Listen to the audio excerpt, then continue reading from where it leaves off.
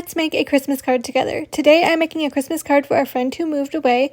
I feel like no one really sends cards anymore, and getting one in the mail is such a nice surprise, especially around the holidays.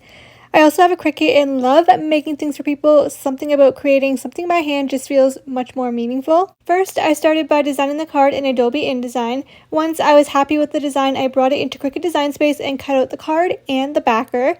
After cutting everything out, I grabbed my bone folder, embosser, and a ruler, and I used the embosser to create a fold line right down the center of the card. Then I folded it using my bone folder to give it that really crisp, clean fold. Next, I used some white glue and a paintbrush to glue the backer onto the card, but you could totally use a glue stick. Once the backer was on, I used my bone folder again to smooth out any of the bumps that the glue had created. Then I put the card under a heavy stack of books while it dried. While the card was drying, I went back into Adobe InDesign to create the message for the inside of the card.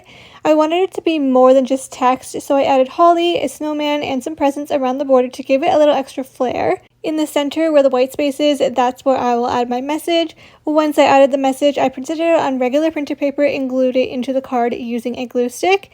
And this is the finished card. It is simple, festive, and made with so much love. Thanks for making this card with me, and I'll see you in my next video.